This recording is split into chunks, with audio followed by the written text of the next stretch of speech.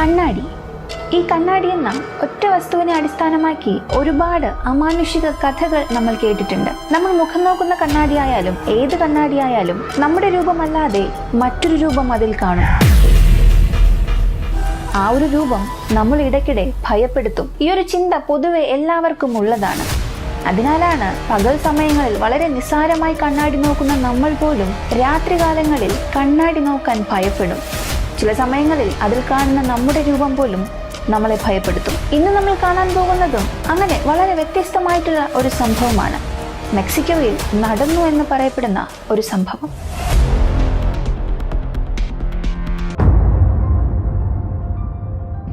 Rob van dam.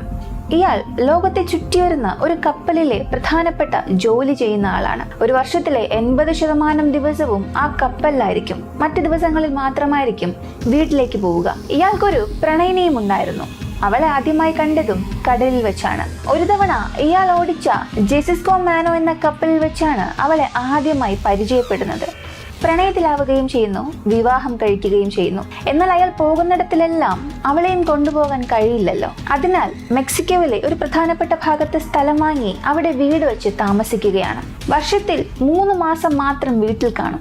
ബാക്കി ദിവസങ്ങളിലെല്ലാം കടലിൽ കപ്പലിലായിരിക്കും.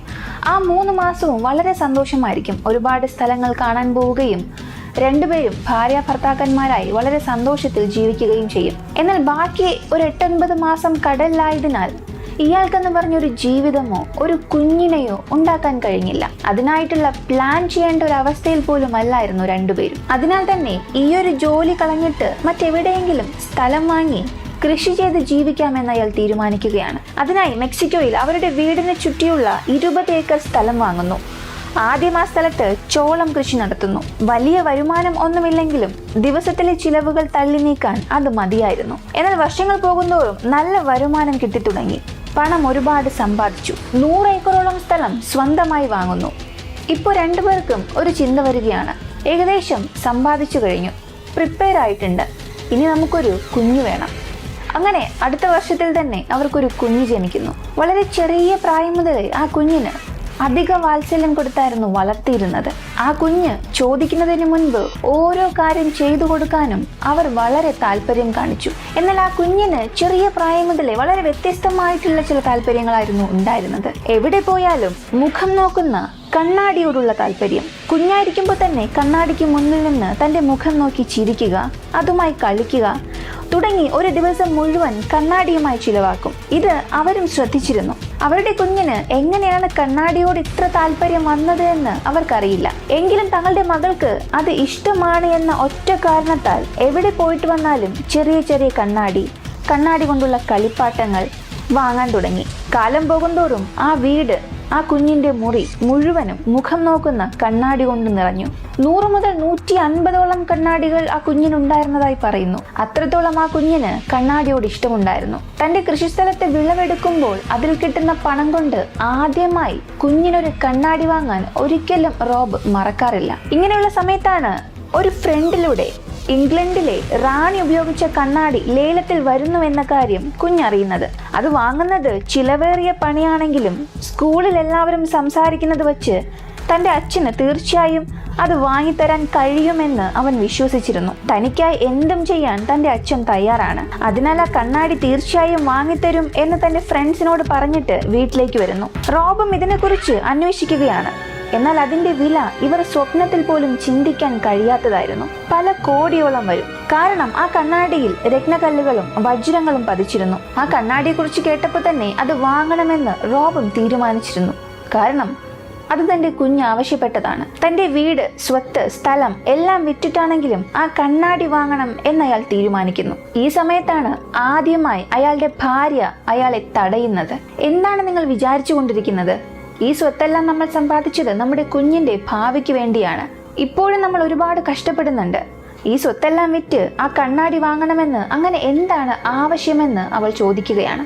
എന്നാൽ അയാൾക്ക് തന്റെ കുഞ്ഞിന്റെ ആഗ്രഹം അത് നിറവേറ്റാൻ ഒരു അച്ഛന് കഴിയുന്ന എന്തും ചെയ്യാൻ തയ്യാറായിരുന്നു. അറിയാവുന്നവരിലൂടെ സ്വത്തെല്ലാം വിറ്റ് കണ്ണാടി വാങ്ങാൻ തീരുമാനിക്കുന്നു. ചുറ്റുമുണ്ടായിരുന്നവരെല്ലാം പറഞ്ഞു, നീ ചെയ്യുന്നത് മണ്ടത്തരമാണ്. ഭാവിയിൽ ഇതിനെക്കുറിച്ച് ആലോചിച്ച് നീ തന്നെ ദുഃഖിക്കും. എന്നാൽ ആരൊക്കെ എന്തൊക്കെ പറഞ്ഞാലും അയാൾ അതൊന്നും കാര്യമാക്കിയില്ല. റോബ് തന്റെ ഭാര്യയോട് എപ്പോഴും പറയും, നമ്മുടെ കുഞ്ഞിന്റെ ആഗ്രഹം അത് നിറവേറ്റണമെങ്കിൽ ഞാൻ അത്രയും സമ്പന്നനായിരിക്കണം. അവളുടെ ആഗ്രഹത്തിന് തെറ്റില്ല. നമ്മുടെ സ്വത്ത് വിറ്റാൽ അവളുടെ ആഗ്രഹം നടക്കുമെന്നുണ്ടെങ്കിൽ പിന്നെ എന്തിനാണ് നമുക്ക് ആ സ്വത്ത്? ഇങ്ങനെ രണ്ടുപേർക്കുമിടയിൽ പല തവണയായി ഈ ഒരു കണ്ണാടിയെ കുറിച്ച് പറഞ്ഞ് പ്രശ്നങ്ങൾ ഉടലെടുക്കാൻ തുടങ്ങി. ഒരു ഘട്ടത്തിൽ അമ്മ കുഞ്ഞിനോട് സംസാരിച്ച് കാര്യങ്ങൾ പറഞ്ഞ് ബോധ്യപ്പെടുത്താൻ ശ്രമിച്ചു. ചെറിയ കുട്ടിയാണെങ്കിലും വളരെ സാവധാനത്തിൽ പറഞ്ഞ് മനസ്സിലാക്കാൻ ശ്രമിച്ചു. ആ കണ്ണാടി നിനക്ക് വാങ്ങിയാൽ നമ്മുടെ സ്വത്തെല്ലാം നഷ്ടമാകുമെന്ന് പറഞ്ഞു. എന്നാൽ ആ കുഞ്ഞ് അത് കേട്ടില്ല. തന്റെ സ്വത്തെല്ലാം വിൽക്കുന്ന ആവശ്യത്തിനായി മെക്സിക്കോയിലെ മറ്റൊരു ഭാഗത്തേക്ക് ഒരു ഫ്രണ്ടിനെ കാണാനായി 3 ദിവസത്തെ യാത്രയ്ക്ക് പോവുകയാണ് റോബ്. തിരികെ എത്തിയ റോബ് പറഞ്ഞത് വളരെ ഞെട്ടിപ്പിക്കുന്ന ഒരു കാര്യമാണ്. തന്റെ കുഞ്ഞ് സുഖമില്ലാതെ ആശുപത്രിയിലാണ്. എന്തെന്നറിയാത്ത ഒരു വിഷം അവളുടെ ശരീരത്തിലുണ്ട്. ഇതറിഞ്ഞ കുഞ്ഞിന്റെ അമ്മ പൊട്ടിക്കരയാൻ തുടങ്ങി. ഉള്ളത് ഒരേ ഒരു കുഞ്ഞ്. എന്ത് സംഭവിച്ചു എന്ന് ഭാര്യയോട് ചോദിച്ചപ്പോൾ അവൾ പറഞ്ഞ കാര്യം റോബ് വാൻ ഡാമിന് വിശ്വസിക്കാനേ കഴിഞ്ഞില്ല. നിങ്ങൾ യാത്രയ്ക്ക് പോയപ്പോൾ കുഞ്ഞിന്റെ ചില പ്രവൃത്തികൾ വളരെ വിചിത്രമായിരുന്നു. അവളുടെ റൂമിൽ ഒരു കണ്ണാടിയുണ്ട്. അതെടുത്ത് നോക്കിയാൽ അവൾ മുഴുവനായും മാറും. അവളുടെ സംസാരം, നടത്തം എല്ലാം തന്നെ വളരെ വ്യത്യസ്തമായി മാറി. ഇത് കേട്ട റോബ് വളരെ കുഴപ്പത്തിലായി. ഇങ്ങനെയൊക്കെ നടക്കേണ്ട സാധ്യതകളുണ്ടോ? ഉടനെ വീട്ടിലേക്ക് പോയി കുഞ്ഞിന്റെ മുറി തുറന്നു നോക്കുന്നു. അവിടെയുള്ള എല്ലാ കണ്ണാടികളും പൊട്ടി ചില്ലുകളായി കിടക്കുന്നു. ഇതെല്ലാം എങ്ങനെയാണ് പൊട്ടിയത്? ആരാണ് പൊട്ടിച്ചത്? എന്നാൽ ആ കൂട്ടത്തിൽ ഒരു കണ്ണാടി മാത്രം പൊട്ടിയതേ ഇല്ലായിരുന്നു. അത് തന്റെ കയ്യിലേക്ക് എടുക്കുകയാണ്. അത് നോക്കിയപ്പോൾ തന്റെ മുഖം കാണാം. കണ്ണുകൾ നിറഞ്ഞിട്ടുണ്ട്. എന്ത് ചെയ്യണമെന്നറിയില്ല. കുഞ്ഞിന്റെ ഈ അവസ്ഥയ്ക്ക് എന്താണ് കാരണമെന്നും അറിയില്ല. അപ്പോഴാണ് ആ കണ്ണാടിയിൽ മറ്റൊരു രൂപം കാണുന്നത്. അത് തന്റെ കുഞ്ഞിന്റെ രൂപമായിരുന്നു. ഉടനെ തന്നെ റോബിന് ഒരുപാട് സന്തോഷമായി. പക്ഷെ അതേസമയം കുഞ്ഞിന്റെ രൂപം കണ്ണാടിയിൽ കാണുന്നുവെന്നുണ്ടെങ്കിൽ എന്റെ കുഞ്ഞിന് എന്താണ് സംഭവിച്ചതെന്ന് ഭയത്തിലേക്കും വരികയാണ്. പിന്നീട് ആ കണ്ണാടിയിൽ കണ്ട കാഴ്ച തന്റെ കണ്ണുകളെ വിശ്വസിപ്പിക്കാൻ സാധിക്കാത്തതായിരുന്നു. അയാൾ വീട്ടിലില്ലാത്ത സമയം നടന്ന എല്ലാ കാര്യങ്ങളും കാണുന്നു. ഭാര്യ കുഞ്ഞിനോട് ഒരുപാട് സമയമായി സംസാരിക്കുന്നു. കുഞ്ഞ് കേൾക്കാത്തത് കൊണ്ട് ജ്യൂസിൽ വിഷം കലർത്തി കൊടുക്കുന്നു. അത് കുടിച്ച കുഞ്ഞ് അമ്മയുടെ മുന്നിൽ കിടന്ന് രക്തം ഛർദ്ദിക്കുന്നത് കണ്ട് അമ്മ സന്തോഷിക്കുന്നു. കണ്ണാടിയിൽ വളരെ വ്യക്തമായി ഇതെല്ലാം കണ്ടു. ഇത് കണ്ട റോബിന് ഒന്നും വിശ്വസിക്കാനായില്ല. ഇത് സത്യമാണോ കള്ളമാണോ എന്ന് പോലും മനസ്സിലായില്ല. എന്തുകൊണ്ടാണ് ഇതെല്ലാം ഈ കണ്ണാടിയിൽ കാണുന്നത് എന്ന് പോലും മനസ്സിലായില്ല. മൊത്തത്തിൽ കുഴപ്പത്തിലായി. അതേസമയം ഭയത്തോടു കൂടി വീട്ടിൽ നിന്ന് ഇറങ്ങി ആശുപത്രിയിലേക്ക് ഓടി. അവിടെ എത്തിയതും തന്റെ കുഞ്ഞ് മരിച്ചു എന്ന വാർത്തയായിരുന്നു ആദ്യം കേട്ടത്. എന്ത് നടന്നു എന്ന് വ്യക്തമായി ഭാര്യയുടെ മനസ്സിൽ എന്താണ് ഉള്ളതെന്ന് അവളുടെ വാഗൊണ്ട് തന്നെ പറയിപ്പിക്കാൻ അവളോട് സംസാരിക്കാൻ തുടങ്ങി. മാറ്റിയും തിരിച്ചും ചോദ്യങ്ങൾ ചോദിക്കാൻ തുടങ്ങി. അതിന്റെ അവസാനം ഭാര്യ തന്നെയാണ് കുഞ്ഞിനെ കൊന്നത് എന്ന് റോബിന് മനസ്സിലായി. കാരണം ഒരു ഘട്ടത്തിൽ അവൾ പറഞ്ഞത്, നിന്റെ ഒരു കുഞ്ഞിനു വേണ്ടി നീ സ്വത്തെല്ലാം നശിപ്പിക്കും. നാളെ നീ പോയാൽ ഞാൻ എന്ത് ചെയ്യുമെന്ന് അവനോട് ചോദിച്ചു. ആ സമയത്ത് റോബിന് മനസ്സിലായി കണ്ണാടിയിൽ കണ്ട കാര്യങ്ങളെല്ലാം വളരെ സത്യമായിരുന്നു. ഈ കാര്യം പറഞ്ഞ് രണ്ടുപേർക്കുമിടയിൽ പ്രശ്നം മൂർച്ഛിച്ചപ്പോൾ ഞാനാണ് കുഞ്ഞിനെ കൊന്നത് എന്ന് അവളുടെ വാഗൊണ്ട് തന്നെ ഒരു ഘട്ടത്തിൽ പറഞ്ഞു. ദേഷ്യം വന്ന റോബ് തൊട്ടടുത്തുണ്ടായിരുന്ന ഒരു ഇരുമ്പ് കമ്പിയെടുത്ത് ഭാര്യയെ അടിച്ചു. അവിടെ തന്നെ അവൾ മരിക്കുകയും ചെയ്തു. തന്റെ ജീവനായി വിചാരിച്ച 2 പേർ, പ്രണയിച്ച ഭാര്യ, ഒറ്റ കുഞ്ഞ്, 2 പേരും മരിച്ചു. ഭാര്യയെ ഞാൻ തന്നെ കൊന്നു, കുഞ്ഞിനെ അമ്മ തന്നെ കൊന്നു. ഇതയാൾക്ക് ഒരിക്കലും ഉൾക്കൊള്ളാനായില്ല. ഈ വിഷമത്തിൽ തന്നെ വീട്ടിലേക്ക് പോവുകയും ആത്മഹത്യ ചെയ്ത് മരിക്കുകയും ചെയ്തു. മെക്സിക്കോയിൽ ആ കണ്ണാടി ബംഗ്ലാവ് ഇപ്പോഴും ഉള്ളതായി വിശ്വസിക്കുന്നുണ്ട്. ആ വീട്ടിലെ മറ്റു മുറികളെല്ലാം പാഴടഞ്ഞു കിടന്നാലും കുഞ്ഞിന്റെ ആ ഒരു മുറി മാത്രം കണ്ണാടികൾ വീണ്ടും പഴയ രീതിയിലേക്ക് ആവുകയും ഇപ്പോഴും പൊടി പോലും തൊടാതെ ഇരിക്കുന്നതായി വിശ്വസിക്കുന്നു. ആ കുഞ്ഞ് കണ്ണാടിയോട് കാണിച്ചത് അത്യാർത്തിയാണോ അതോ അമ്മ സ്വത്തിനോട് കാണിച്ചത് അത്യാർത്തിയാണോ? കുഞ്ഞ് കോടിക്കണക്കിന് വിലയുള്ള കണ്ണാടി സ്വന്തമാക്കാൻ ആഗ്രഹിച്ചത് അത്യാർത്തിയാണെങ്കിൽ കുഞ്ഞിന്റെ അമ്മ ചെയ്തതും അത് തന്നെയാണ്. ഇതിലൂടെ മനസ്സിലാകുന്ന ഒരു കാര്യം, ആഗ്രഹം എന്നത് പലർക്കും പല രീതിയിലായിരിക്കും. കുഞ്ഞിന്റെ ഭാവിക്കായി സ്വത്ത് ശേഖരിച്ചു വെക്കുകയും അതേ സ്വത്തിനു വേണ്ടി കുഞ്ഞിനെ തന്നെ കൊല്ലുകയും ചെയ്യുന്നത് ഏത് രീതിയിലാണ് ന്യായമെന്ന് പറയാൻ കഴിയുക? അത്യാർത്തി എന്നത് എപ്പോഴും ഏത് കാലത്തും പൈശാചികമാണ്.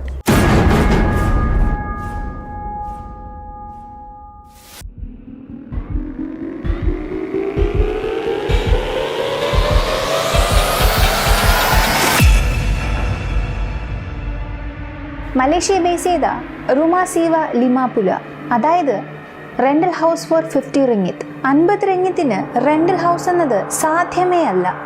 ഇന്നത്തെ കാലത്ത് ഒരു ദിവസം 50 റിംഗിത്ത് കൊടുത്താൽ പോലും എവിടെയും വീട് കിട്ടില്ല.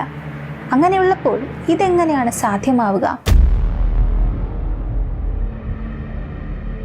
സാധാരണ പ്രേതകഥകൾ പറയാനായി റെഫറൻസ് എടുക്കുമ്പോഴും വീഡിയോ ചെയ്യുമ്പോഴും അധികം ഭയമൊന്നും കാണില്ല. പക്ഷെ ഈ ഒരു സംഭവത്തെക്കുറിച്ചുള്ള റെഫറൻസ് എടുക്കുമ്പോൾ, ഈ ഒരു വീഡിയോ ചെയ്യുമ്പോൾ തന്നെ രാത്രി 1:30 ആയിട്ടുണ്ടാകും. സത്യത്തിൽ എനിക്ക് തന്നെ ഭയം തോന്നി. അങ്ങനെ ഈ സംഭവത്തിന് പിന്നിലെ സത്യാവസ്ഥ എന്താണ്? എന്തൊക്കെ നിഗൂഢതകളാണ് ഇതിനു പിന്നിൽ ഒളിഞ്ഞിരിക്കുന്നത്?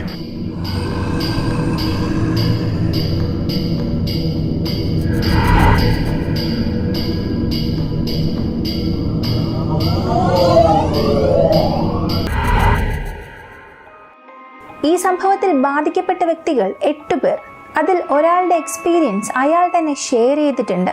അതാണ് ഞാൻ ഇന്നിവിടെ പറയാൻ പോകുന്നത്. ഇത് ബ്ലോഗ് സ്പോട്ടിൽ നിന്നും കിട്ടിയതാണ്. ബ്ലോഗ് സ്പോട്ട് എന്ന് പറഞ്ഞാൽ പീപ്പിൾസ് അവരുടെ എക്സ്പീരിയൻസ് എല്ലാം ഷെയർ ചെയ്യുന്ന, അനുഭവങ്ങളെല്ലാം പങ്കുവയ്ക്കുന്ന ഒരു പ്ലാറ്റ്ഫോം എന്ന് വേണമെങ്കിൽ പറയാം. അതിനാൽ ഇതിൽ പറയുന്ന പേരുകളെല്ലാം നിങ്ങൾ വളരെ വ്യക്തമായി ഓർമ്മിച്ചു വയ്ക്കുക. എങ്കിൽ മാത്രമേ നിങ്ങൾക്ക് മനസ്സിലാവുകയുള്ളൂ. 2010 ഡിസംബർ മാസം 19, 20 ഈ 2 ദിവസങ്ങളിൽ നടന്ന സംഭവമാണ് മലേഷ്യയിലെ ദ മോസ്റ്റ് ഹോണ്ടഡ് പ്ലേസുകളിൽ ഒന്നാക്കി ഈ വീടിനെ മാറ്റിയത്. ഷാ ആലം എന്ന യൂണിവേഴ്സിറ്റിയിൽ 8 സ്റ്റുഡൻസ് പഠിക്കുകയാണ്. അവർക്ക് താമസിക്കാനായി അടുത്തെവിടെയെങ്കിലും റെന്റിന് വീട് കിട്ടുമോ എന്ന് തിരയുന്നു. ഒരുപാട് അന്വേഷിച്ചിട്ടും എവിടെയും വീട് കിട്ടിയില്ല. ആ സമയത്താണ് 2 ഫ്ലോറുകളുള്ള ഒരു ബംഗ്ലോ അവർക്ക് കിട്ടുന്നത്. ആ വീട് ഷാ ആലം സെക്ഷൻ 2 എന്ന സ്ഥലത്താണുള്ളത്. ആ വീട്ടിൽ 4 ബെഡ്റൂമും 2 ബാത്റൂമും ഉണ്ട്. 8 പേരായതിനാൽ 2 പേർക്ക് ഓരോ റൂം വീതം എടുക്കാവുന്നതാണ്. ആ വീട്ടിലേക്ക് ഇവർ ആദ്യമായി കയറിയപ്പോൾ തന്നെ വല്ലാത്തൊരു ഭയവും എക്സൈറ്റ്മെന്റും തോന്നി. കാരണം ആ വീടിന് ഹൗസ് ഓണർ വാങ്ങിയ വാടക വെറും 50 റിംഗിത്ത് മാത്രം. ഇത്രയും വലിയൊരു വീടിന് എന്തിനാണ് 50 റിംഗിത്ത് വാങ്ങിയത്? 8 പേർക്കായി കണക്ക് കൂട്ടി നോക്കിയാൽ പോലും ഒരാൾക്ക് 6.25 റിംഗിത്ത് മാത്രമാണ് വരുന്നത്. നമ്മുടെ ഇന്ത്യൻ റുപ്പീസിൽ കണക്ക് കൂട്ടിയാൽ 81 രൂപ മാത്രം. ഇക്കാലത്ത് മലേഷ്യയിലെന്നല്ല, ലോകത്തിലെവിടെയും 81 രൂപയ്ക്ക് വീട് കിട്ടുക എന്നത് സ്വപ്നത്തിൽ പോലും സാധിക്കാത്ത ഒന്നാണ്. അതും വെറും ഡെപ്പോസിറ്റായി മാത്രം വാങ്ങിയതാണ്. ആദ്യത്തെ മാസം വാടകയെ കൊടുക്കണ്ട, പറഞ്ഞു വന്നാൽ ഫ്രീ ആയി താമസിക്കാം. 2ാമത്തെ മാസം മുതൽ അവർ താമസിക്കുകയാണെങ്കിൽ അതേപോലെ വീണ്ടും അതേ തുക കൊടുത്താൽ മാത്രം മതി. അവരും കരുതിയത് ശരി, നമ്മൾ സ്റ്റുഡൻസ് ആയതുകൊണ്ട് ചിലപ്പോൾ ഓഫറിൽ തന്നതായിരിക്കും എന്നായിരുന്നു. അങ്ങനെ എല്ലാവരും അകത്തേക്ക് കയറി. അകത്ത് ഫസ്റ്റ് ഫ്ലോറിലെ റൂം തുറന്നു നോക്കിയപ്പോൾ ജനാല വഴി ഒരു വലിയ മരത്തിന്റെ ശാഖ അകത്തുവരെ എത്തിയിട്ടുണ്ട്. താഴെയുണ്ടായിരുന്ന മരമാണ് വളർന്നു വലുതായി വീടിനകത്തേക്ക് വരെ വന്നിട്ടുണ്ട്. അപ്പോൾ എത്രത്തോളം ആ വീട് വൃത്തിയായി സൂക്ഷിച്ചിട്ടുണ്ടാകുമെന്ന് നിങ്ങൾ തന്നെ ചിന്തിക്കുക. ശരി, ഓക്കെ എന്ന് പറഞ്ഞ് എല്ലാം വൃത്തിയാക്കുകയും കൊണ്ടുവന്ന സാധനങ്ങളെല്ലാം അൺബോക്സ് ചെയ്യുകയും ചെയ്തിട്ട് അന്ന് കിടന്നുറങ്ങുന്നു. വളരെ ലേറ്റ് ആയിട്ട് ഉറങ്ങിയത് കൊണ്ട് രാവിലെ എഴുന്നേക്കാനും വളരെ താമസിച്ചു. അടുത്ത ദിവസം 19-ാം തീയതി. അന്നത്തെ ദിവസം പ്രത്യേകിച്ച് ഒന്നും തന്നെ സംഭവിച്ചില്ല. എല്ലാവരും വീട് വൃത്തിയാക്കുകയും ഓരോരുത്തർക്കും വേണ്ട റൂമുകൾ സെലക്ട് ചെയ്യുകയും അവർ കൊണ്ടുവന്ന സാധനങ്ങളെല്ലാം അടുക്കി വയ്ക്കുകയും രാത്രി ആയപ്പോൾ കിടന്നുറങ്ങുകയും ചെയ്തു. അടുത്ത ദിവസം 20-ാം തീയതി രാവിലെ ഒരു 10:30 ആസ്മി എന്ന സ്റ്റുഡൻറ് ഉറക്കത്തിൽ നിന്നും എഴുന്നേൽക്കുന്നു. നല്ല വയറുവേദന. പെട്ടെന്ന് തന്നെ ടോയ്ലറ്റിൽ പോകണം. ഫസ്റ്റ് ഫ്ലോറിലാണ് അവൻ ഉറങ്ങിയത്. പക്ഷെ ഫസ്റ്റ് ഫ്ലോറിലെ ടോയ്ലറ്റ് ഫ്ലഷ് വർക്കാകാത്തതിനാൽ താഴേക്ക് ഇറങ്ങി വരുന്നു. താഴെ വന്ന് നോക്കിയപ്പോൾ താഴെയുള്ള ടോയ്ലറ്റിൽ ആരോ ഉണ്ട്. അകത്തൂടെ പൂട്ടിയിരിക്കുകയാണ്. വെള്ളത്തിന്റെ ശബ്ദവും ഫ്ലഷ് ചെയ്യുന്ന ശബ്ദവും ഒക്കെ കേൾക്കാം. ശരി, ആരായിരുന്നാലും പുറത്തേക്ക് വരട്ടെ എന്ന് പറഞ്ഞ് കാത്തിരിക്കുന്നു. കാത്തിരിക്കാൻ തുടങ്ങി 5 മിനിറ്റായി, 10 മിനിറ്റായി, 30 മിനിറ്റായി. എന്നിട്ടും ആരും പുറത്തു വരുന്നില്ല. വയറുവേദന സഹിക്കാൻ പറ്റാതായപ്പോൾ ഇനി എന്നെ കൊണ്ട് കൺട്രോൾ ചെയ്യാൻ പറ്റില്ല, ആരാടെ അകത്ത് ഇറങ്ങി വായെന്ന് വളരെ ഉച്ചത്തിൽ നിലവിളിച്ചു പറഞ്ഞു. ആ സമയത്ത് വീട്ടിലുണ്ടായിരുന്ന മറ്റു കൂട്ടുകാരെല്ലാം താഴേക്ക് ഇറങ്ങി വരികയാണ്. ആസ്മിയും തിരിഞ്ഞ് വന്ന കൂട്ടുകാരെയെല്ലാം നോക്കുന്നു, ആരാണ് അകത്തുള്ളതെന്ന് അറിയാനായി. നോക്കിയ സമയത്ത് അവന്റെ കണ്ണുകളെ അവന് തന്നെ വിശ്വസിപ്പിക്കാനായില്ല. മൊത്തം 7 പേർ അവിടെ ഉണ്ടായിരുന്നു. അവനെയും കൂട്ടി 8 പേർ. അങ്ങനെയാണെങ്കിൽ ടോയ്ലറ്റിനകത്ത് ആരായിരിക്കും? മാത്രമല്ല ബാക്കിയുണ്ടായിരുന്ന 7 പേർക്കും ആ ടോയ്ലറ്റിനകത്ത് നിന്ന് വെള്ളത്തിന്റെ ശബ്ദവും ഫ്ലഷ് ചെയ്യുന്ന ശബ്ദവും ഒക്കെ കേൾക്കാം. പക്ഷെ ആരാണകത്തുള്ളത്? ഒരു സെക്കൻഡ് ആസ്മിക്ക് എന്ത് ചെയ്യണമെന്നറിയില്ല. പെട്ടെന്ന് 5 അടിയോളം പുറകോട്ട് വരുന്നു. അകത്താരോ ഉണ്ട്, അതാരെന്നറിയണം. പക്ഷെ പോയി നോക്കാൻ എല്ലാവർക്കും ഭയമാണ്. അക്കൂട്ടത്തിൽ ലാൻ എന്നൊരു സ്റ്റുഡന്റ് വളരെ ധൈര്യശാലി ഉടനെ തന്നെ ഓടി ടോയ്ലറ്റ് കതക് ഇടിച്ചു തുറക്കുന്നു. തുറന്ന ഉടൻ തന്നെ അതിനകത്തുനിന്നും കേട്ടുകൊണ്ടിരുന്ന വെള്ളത്തിന്റെ ശബ്ദവും ഫ്ലഷ് ചെയ്യുന്ന ശബ്ദവും നിൽക്കുന്നു. അകത്തേക്ക് കയറി നോക്കിയപ്പോൾ ആരും തന്നെ ഇല്ല. അവിടെ കൂടിയിരുന്ന 8 പേർക്കും എന്താണ് സംഭവിക്കുന്നത് എന്ന് ഒന്നും തന്നെ മനസ്സിലായില്ല. വയറുവേദനയെടുത്ത് പെട്ടെന്ന് തന്നെ ടോയ്ലറ്റിൽ പോണമെന്ന് പറഞ്ഞ് ധൃതി പിടിച്ചു വന്ന ആസ്മി അതിനുശേഷം ടോയ്ലറ്റിന്റെ പരിസരത്തെ പോയിട്ടില്ല. സാധാരണ പ്രേത പിശാചികൾ രാത്രി 1 മണിക്ക് വരും, 2 മണിക്ക് വരും എന്നൊക്കെ നമ്മൾ കേട്ടിട്ടുണ്ട്. പക്ഷെ ഈ ഒരു കഥയിൽ രാവിലെ 10:30 തന്നെ തുടങ്ങി. ഈ ഒരു സംഭവത്തിന് ശേഷം എല്ലാവരും പരസ്പരം സമാധാനം പറയാൻ തുടങ്ങി. എന്ത് പ്രശ്നം വന്നാലും നമുക്ക് ഒരുമിച്ച് നിന്ന് നേരിടാമെന്ന് പരസ്പരം സമാധാനം പറഞ്ഞതിനാൽ എല്ലാവരും ആ ഭയത്തിൽ നിന്നെല്ലാം മാറി പഴയ രീതിയിലേക്ക് വന്നു. രാത്രി എല്ലാവരും കിടന്നുറങ്ങുകയും ചെയ്തു. എന്നാൽ രാത്രി ഇത് മറ്റൊരു ഘട്ടത്തിലേക്ക് പോകുന്നു. ഈ സ്റ്റോറി ഷെയർ ചെയ്ത സ്റ്റുഡന്റ് നല്ല ഉറക്കത്തിലാണ്. ആ ഒരു വീട്ടിൽ ഡബിൾ ഡക്കർ കട്ടിലാണ്. താഴെയാണ് ഇയാൾ കിടന്നുറങ്ങിയത്. ഉറക്കത്തിൽ പെട്ടെന്ന് ആരോ അവന്റെ 2 കാലും പിടിച്ച് വലിച്ച് താഴേക്കിട്ടു. ഉറക്കത്തിൽ നിന്ന് പെട്ടെന്ന് ഞെട്ടി ഉണർന്ന് നോക്കിയപ്പോൾ ആരും തന്നെ ഇല്ല. അവന്റെ മുകളിലായി ലാനാണ് കിടന്നുറങ്ങിയത്. അവിടെ ലാൻ ഉണ്ട്, ഇപ്പോഴും കിടക്കുന്നുണ്ട്. പക്ഷേ ഇതെങ്ങനെയാണ് സാധ്യമാവുക? ലാനാണ് തന്നെ തള്ളിയിട്ടതെങ്കിൽ താഴേക്ക് ഇറങ്ങി വന്ന് അവനെ തള്ളിയിട്ടിട്ട് വീണ്ടും മുകളിലേക്ക് കയറി ചെന്ന് കിടക്കേണ്ട സമയമൊന്നുമായിട്ടില്ല. അങ്ങനെയാണെങ്കിൽ ആരാണിത് ചെയ്തതെന്ന് ഒന്നും മനസ്സിലായില്ല. ഭയവും വരാൻ തുടങ്ങി. എന്ത് ചെയ്യണമെന്നറിയാതെ താഴേക്കിറങ്ങി വരികയാണ്. താഴെ വന്ന് നോക്കിയപ്പോൾ മറ്റു ഫ്രണ്ട്സ് എല്ലാം വളരെ സന്തോഷത്തിൽ ചിരിച്ചുകൊണ്ട് TV കണ്ടുകൊണ്ടിരിക്കുന്നു. ആ സമയത്ത് മറ്റൊരു കാര്യം കൂടെ അവൻ ശ്രദ്ധിച്ചു. TV കണ്ടുകൊണ്ടിരിക്കുന്നവരുടെ കൂട്ടത്തിൽ ലാനും ഉണ്ടായിരുന്നു. അങ്ങനെയാണെങ്കിൽ തന്റെ കൂടെ ആ റൂമിൽ കിടന്നത് ആരാണ്? ഭയം വീണ്ടും മൂർച്ഛിച്ചു തുടങ്ങി. ഉടനെ തന്നെ മുകളിലേക്ക് കയറി തന്റെ റൂമിൽ ചെന്ന് നോക്കുന്നു. മുകളിൽ ആ രൂപം ഇപ്പോഴും കിടപ്പുണ്ട്. ഒരു പുതപ്പ് മൂടിയിരിക്കുന്നു. എല്ലാ ധൈര്യവും സംഗ്രഹിച്ചുകൊണ്ട് ആ പുതപ്പിനെ മാറ്റി നോക്കുന്നു. അകത്തുണ്ടായിരുന്നത് സാധാരണ കല്ലറയിൽ ഒരു കല്ല് കൊത്തിവെക്കും. അവരുടെ പേര്, ജനിച്ച ദിവസം, മരിച്ച ദിവസം ഇതെല്ലാം എഴുതിയിരിക്കുന്ന ഒരു കല്ല്. അങ്ങനെ ഒരു കല്ല് പൊട്ടിയ രീതിയിൽ ആ കട്ടിലിൽ കിടക്കുന്നു. പെട്ടെന്ന് ആ മുറി മുഴുവനും പുക പോലെ നിറഞ്ഞ് എന്തോ ഒരു ദുർഗന്ധം വരാനും തുടങ്ങി. ശ്മശാനത്തിൽ കാണേണ്ട കല്ലുകളെല്ലാം നമ്മുടെ മുറിയിൽ കണ്ടാൽ നമുക്ക് എന്തായിരിക്കും അനുഭവപ്പെടുക? വീണ്ടും പേടിച്ച് വിറച്ച് താഴേക്ക് ഓടുന്നു. താഴെ വന്ന് നോക്കിയപ്പോൾ TV കണ്ടുകൊണ്ടിരുന്ന തന്റെ കൂട്ടുകാരൊന്നും തന്നെ അവിടെ ഇല്ല. എല്ലാവരും പുറത്തു നിൽക്കുന്നു. ഇവനും വീട്ടിൽ നിന്നും പുറത്തേക്ക് ഓടി. ഏകദേശം ഒരു 10-15 മിനിറ്റോളം വീടിനകത്തേക്ക് ആരും തന്നെ വന്നില്ല. അടുത്ത് എന്ത് ചെയ്യാമെന്ന് ചിന്തിച്ചു കൊണ്ടിരുന്നു. പക്ഷെ അവരുടെ കാർ ചാവിയും പേഴ്സും എല്ലാം തന്നെ വീടിനകത്തായിരുന്നു. പക്ഷെ ഭാഗ്യത്തിന് കാർ ചാവി മാത്രം ലിവിംഗ് റൂമിലായിരുന്നു. ഒരാൾ പോയി അതെടുത്തിട്ട് വരാമെന്ന് പറഞ്ഞ് ലിവിംഗ് റൂമിൽ ചെന്ന് ചാവി കുനിഞ്ഞെടുത്തപ്പോൾ അടുക്കളയിൽ നിന്ന് ഒരു ചെറിയ കുട്ടി ബായ് പറഞ്ഞതുപോലെ കണ്ടു. അവിടെ തുടങ്ങിയ ഓട്ടമാണ്. പിന്നീട് എല്ലാവരും എത്തിയത് ഒരു ഹോട്ടലിൽ. അവിടെ ചെന്ന് എല്ലാവരും അവർക്ക് നടന്ന അനുഭവങ്ങൾ പറയാൻ തുടങ്ങി. അതിൽ വാറ്റ് എന്ന സ്റ്റുഡന്റ് രാത്രി 12 മണിക്ക് പാട്ട് ഡൗൺലോഡ് ചെയ്തുകൊണ്ടിരിക്കുകയായിരുന്നു. പെട്ടെന്നൊരു ശബ്ദം. ജനാലയുടെ ഗ്ലാസിൽ ആരോ കല്ലെടുത്ത് എറിയുന്നത് പോലെ ടിക് ടിക് എന്ന ശബ്ദം കേൾക്കുന്നു. ജനാലയ്ക്ക് പുറത്തുപോയി നോക്കിയപ്പോൾ പോണ്ടിയാക്ക്, അതായത് വെള്ള വസ്ത്രം ധരിച്ച് കൈകാലുകൾ വളരെ നീളത്തിലുള്ള ഒരു സ്ത്രീയുടെ രൂപം മരത്തിൽ തൂങ്ങിക്കിടക്കുന്നതായിരുന്നു കണ്ടത്. പേടിച്ച് കതക് തുറന്ന് പുറത്തേക്ക് ഓടാൻ ശ്രമിച്ചപ്പോൾ അവിടെയും അതുപോലൊരു രൂപം. എന്ത് ചെയ്യണമെന്നറിയാതെ ആ മുറിയിൽ 2 ജനാലകൾ ഉണ്ടായിരുന്നു. മറ്റൊരു ജനാലയിലൂടെ താഴേക്ക് ചാടി കയ്യിലും കാൽമുട്ടിലുമെല്ലാം പരിക്കേൽക്കുകയും ചെയ്തു. ഇത് പറഞ്ഞപ്പോഴാണ് ഈയൊരു കഥ ഷെയർ ചെയ്തു എന്ന് പറഞ്ഞ വ്യക്തി അയാൾക്കുണ്ടായ അനുഭവം പറഞ്ഞത്. ആ സമയത്ത് ബാക്കിയുണ്ടായിരുന്ന കൂട്ടുകാരെല്ലാം TV കണ്ടോ? ഞങ്ങൾ TV ഒന്നും കണ്ടില്ലല്ലോ എന്ന് പറഞ്ഞു. അപ്പോഴാണ് അയാൾക്ക് മനസ്സിലായത്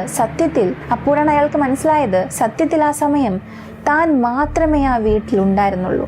ബാക്കി എല്ലാവരും ഇതുപോലെ ഓരോ അനുഭവങ്ങളുണ്ടായി വീടിന് പുറത്തേക്ക് ഓടിയിട്ടുണ്ടായിരുന്നു എന്ന്. എല്ലാവർക്കും ഭയം വീണ്ടും കൂടാൻ തുടങ്ങി. ഹോട്ടലാണെങ്കിൽ പോലും ആർക്കും സമാധാനമായി ഉറങ്ങാനേ സാധിച്ചില്ല. എന്നാൽ ഈ ഹോട്ടലിലേക്ക് എത്തുന്നതിന് മുൻപ് മറ്റൊരു കാര്യം കൂടെ സംഭവിച്ചിട്ടുണ്ടായിരുന്നു. മൊത്തം അവർ 8 പേരാണ്. പക്ഷേ 6 പേർ മാത്രമേ ഉള്ളൂ. 2 പേരെ കാണാനില്ല. അതായത് നയീം, സെല്ല, ഇവർ 2 പേരെയും കാണാനില്ല. അവരുടെ ഫോണിലേക്ക് കോൾ ചെയ്ത് നോക്കുന്നു, പക്ഷെ കിട്ടുന്നില്ല. അവർ 2 പേരും ഒരുപക്ഷെ ആ വീടിനുള്ളിൽ തന്നെ കാണുമെന്ന് ഇവർ ചിന്തിച്ചു. പക്ഷെ തിരിച്ച് ആ വീട്ടിലേക്ക് പോയവരെ നോക്കാൻ പോലും ആർക്കും ധൈര്യം വന്നില്ല. അങ്ങനെയാണ് ബാക്കിയുണ്ടായിരുന്ന എല്ലാവരും ആ ഹോട്ടലിലേക്ക് എത്തിയത്. അടുത്ത ദിവസം രാവിലെ വന്ന് നോക്കുമ്പോൾ ആ വീടിന്റെ കതകെല്ലാം തുറന്നു കിടക്കുന്നു. 20-25 മിനിറ്റോളം അകത്തു പോകാൻ ഭയന്ന് എല്ലാവരും പുറത്തു തന്നെ നിൽക്കുന്നു. നയീം, സെല്ല ഇവർ 2 പേരെയും കണ്ടെത്തണം. അതുകൊണ്ട് തന്നെ ഇല്ലാത്ത ധൈര്യം എവിടെ നിന്നോ കൊണ്ടുവന്ന് എല്ലാവരും ആ വീടിനകത്തും വീടിന് പുറത്തും അവരെ അന്വേഷിക്കുന്നു. പക്ഷെ എവിടെയും കണ്ടില്ല. ആ സമയത്താണ് അവർക്കൊരു കോൾ വന്നത്. ക്ലാങ് എമർജൻസി ആശുപത്രിയിൽ നിന്നായിരുന്നു അത്. നയീം എന്നയാൾക്ക് ശക്തമായി പരിക്ക് പറ്റി ജീവന് വേണ്ടി പോരാടുന്നു എന്നായിരുന്നു പറഞ്ഞത്. എല്ലാവരും ധൃതി പിടിച്ച് ആശുപത്രിയിലേക്ക് ഓടുന്നു. അവിടെ ചെന്ന് നോക്കിയപ്പോൾ നയീമിന്റെ 2 കാലുകൾ 2 ഭാഗങ്ങളായി പിരിഞ്ഞ് ചതഞ്ഞ് ജീവന് വേണ്ടി പിടയുന്ന ഒരവസ്ഥയിലായിരുന്നു. ഉടനെ തന്നെ അവന്റെ ഫാമിലിയെ വിവരം അറിയിച്ചു. അവരും വന്നു. ശരി, നയീമിനെ അവന്റെ ഫാമിലി നോക്കിക്കൊള്ളും, നമുക്ക് സെല്ലയെ തിരയാമെന്ന് പറഞ്ഞ് വീണ്ടും അതേ വീട്ടിലേക്ക് തന്നെ തിരിച്ചുപോയി. അപ്പോൾ ആ വീടിന്റെ പുറകുവശത്ത് എന്തോ കണ്ട് ഭയന്നതുപോലെ മരവിച്ചു നിൽക്കുകയാണ് സെല്ല. ഇത് കണ്ട് ആർക്കും വിശ്വസിക്കാൻ കഴിഞ്ഞില്ല. കാരണം ഇതിനു മുൻപ് വീട്ടിൽ വന്നപ്പോഴും അവിടെ അന്വേഷിച്ചതാണ്. അപ്പോഴവനെ അവിടെ കണ്ടില്ല. ഇപ്പോൾ എങ്ങനെ എത്തിയെന്നും ആർക്കും അറിയില്ല. എന്ത് പറ്റിയെന്നും അറിയില്ല. അവനെയും ആശുപത്രിയിലേക്ക് കൊണ്ടുപോയി. എന്നാൽ നേരത്തെ ആശുപത്രിയിൽ വളരെ സീരിയസ് കണ്ടീഷനിലായിരുന്ന നയീം മരിക്കുകയും ചെയ്തു. പേടിച്ചു വിറച്ച് എല്ലാവരും വീട്ടിൽ നിന്ന് പുറത്തേക്ക് ഓടിയപ്പോൾ റോഡ് ക്രോസ് ചെയ്യുന്നതിനിടയ്ക്ക് ഒരു കാറിടിച്ച് 2 കാലുകളും ചതയുകയായിരുന്നു. ആ ഓട്ടത്തിനിടയ്ക്ക് മറ്റാരും അവനെ ശ്രദ്ധിച്ചതുമില്ല. അവനെ പഹാങ് എന്ന സ്ഥലത്ത് അടക്കം ചെയ്യുന്നു. സെല്ലയെ ആശുപത്രിയിലേക്ക് കൊണ്ടുപോയി. എങ്കിലും ഏതോ ഒരു രോഗം വന്ന് 3 മാസത്തോളം കഷ്ടപ്പെട്ട് അവസാനം മരിക്കുകയും ചെയ്തു. പക്ഷെ എന്ത് രോഗമാണ് അവന് വന്നത് എന്ന് അവസാനം വരെയും ഡോക്ടർമാർക്ക് കണ്ടുപിടിക്കാനേ കഴിഞ്ഞില്ല. ഇതിൽ ജനങ്ങൾ പറയുന്നൊരു കാരണം, ഈ 8 പേർ ആ വീട്ടിൽ പോയി താമസിച്ചപ്പോൾ ഈ സെല്ല, നയീം പുറകിലുള്ള ഒരു ഉറുമ്പ് കൂടിനെ കാലുകൊണ്ട് ഇടിച്ച് തേച്ച് മണ്ണാക്കി മാറ്റി. ഇതുകൊണ്ടാണ് അവരെ അവിടെയുള്ള ഒരു ആത്മാവ് പ്രതികാരം ചെയ്തതെന്നാണ് വിശ്വസിക്കുന്നത്. ഈ ഒരു കഥ സത്യമാണോ കള്ളമാണോ എന്നൊന്നും അറിയില്ല. കാരണം വളരെ സോളിഡ് ആയിട്ടുള്ള എവിഡൻസ് ഒന്നും തന്നെ ഇല്ല. എന്നാൽ ഇതിനെ ഉപയോഗിച്ച് ഒരു സിനിമ വരെ എടുത്തു. ഈ ഒരു വീടിനെ ചുറ്റിയിരിക്കുന്ന പല ആളുകളും ഇപ്പോഴും പറയുന്നത് ആ ഒരു വീട്ടിൽ എന്തോ സംഭവിക്കുന്നുണ്ട്, എന്തൊക്കെയോ ശബ്ദങ്ങൾ കേൾക്കുന്നുണ്ട് എന്ന് ഇപ്പോഴും വിശ്വസിക്കുന്നു. ബാക്കിയുണ്ടായിരുന്ന 6 പേർ ഗ്രാജുവേഷനായി പോയി. പക്ഷെ പഠിക്കുന്ന സമയം ആ വീട് ക്രോസ് ആയി പോകുമ്പോൾ 1 സെക്കൻഡ് അവിടെ നിന്ന് ആ വീടിനെ നോക്കും. ആ സമയം ആ ഭയം ഞങ്ങളുടെ മനസ്സിൽ ഇപ്പോഴും ഉണ്ട് എന്നവർ പറയുന്നു. ആ 8 പേരിൽ ഒരാളായ വാക്ക് എന്ന സ്റ്റുഡന്റിന്റെ മൊബൈൽ ഫോൺ ഇപ്പോഴും ആ വീടിനകത്ത് തന്നെ ഉണ്ട്.